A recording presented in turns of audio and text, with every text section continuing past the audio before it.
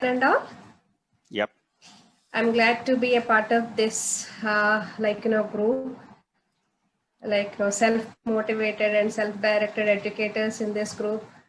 I'm really glad to be a part of this, and I'm privileged to take this small part from my end to take you through, the preparatory stage in NEP. So as we already have a discussion on 5+3+3+4 and have discussed about the foundation stage. The word foundation is just to lay the foundation. And now today we are talking a little more about the preparatory stage. It's like, the foundation is the basis laid, and now we are preparing them to face the next phases of their education. So this preparatory stage is grades 3, 4, 5, and the age group is between 8 and 11, 8, 9, 10, 11. You know how the kids will be at this age. They are so curious and love to learn by doing things and all. So let me just take you through this stage. And this 3, 4, 5 stage is the teacher, the NEP says it's more of play, discovery, and experiential based learning and teaching and learning. We strongly believe that unless you taste it, you'll never be able to learn it. So if there is a dish, if you taste it, you'll really relish that and you enjoy that. So the same thing here, learning by doing is more emphasized at this phase. And all the activity-based teaching, interactive classrooms, and inquiry-based learning is also one of the key emphasized at this stage. So at this stage, the teaching learning methodology is more on discovery-based and activity-based methodology, where students experience it and learn through their experiences, and also allow them to relate this learning to their real life. Unless you use that learning in somewhere appropriately, wherever it is required, so there is no meaning to all this learning. So here, the more emphasis is given to the basic literacy and numeracy. And one more thing we need to mention here is more emphasis is also given on the mother tongue, the textbooks, and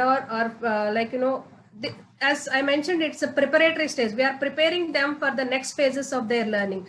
So if you give a strong foundation here, definitely they will be able to do a good job in their next phases. So when the pillars are strong, definitely the building will be strong. So the preparatory stage is more to learn them, make them more independent, and prepare them for the next phases of their learning.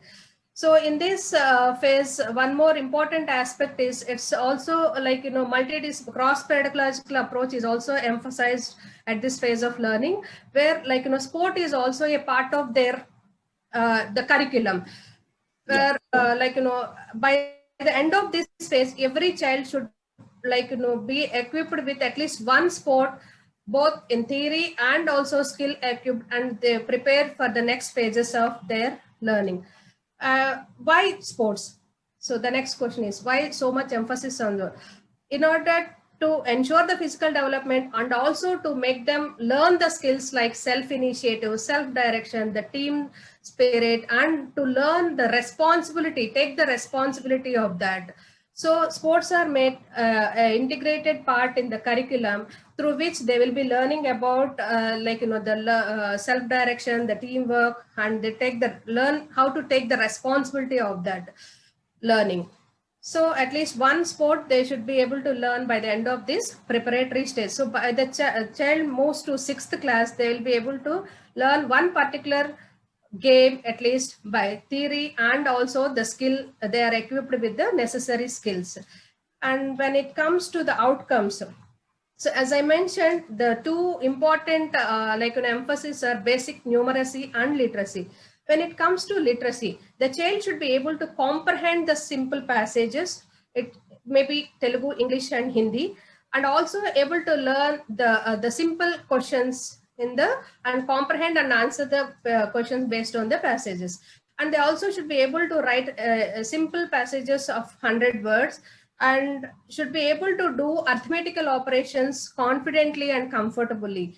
And the most important thing is they should be able to reproduce what they have learned when it is appropriate to their learning. And yeah, I'll just quickly take you through a few set of activities which can be a part of your curriculum.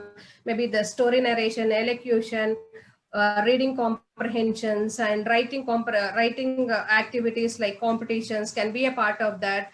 And also the recitation of poems, learning the basic arithmetical operations. So in order to ensure that the holistic development of the child at this phase, as I already mentioned, it's the preparatory stage. We are preparing them to face the next phases of learning. So these are the few suggested activities. And if you observe the assessment of NEP, there are two key examinations which are taking place at this stage. The entry level at grade 3 and at the exit level at grade 5. So this stage is so important. That is the reason why we are making sure that everything happens. So the child is prepared to the next stages. This is the diagnostic, and we are also at the exit level also, we are just ensuring that the minimum levels are acquired and the child is ready to take to the next phase of learning. When it comes to the assessment comprises of three important elements: the peer assessment, the self-assessment, and also a teacher-based assessment. So more informal, but at the end of these phases, grade 3 and grade 5, they will have a formal assessment to ensure that the child is prepared well to the next phases of the learning. And here, the core competencies which we are developing, as I already mentioned, the literacy and numeracy, we are just emphasizing them to learn, equip the skills of basic literacy and numeracy in a more informal way, and at the same time they are prepared appropriately to the next phases of their learning. Okay, and see here in NEP says that the holistic report card is one of the important element which wherein we assess the child and report in 360 degrees. So if we evaluate the child in 360 degrees, it comprises of formal and informal assessment. And on the whole, we will be able to give them a more comprehensive report card which tells about the specific details about that particular child.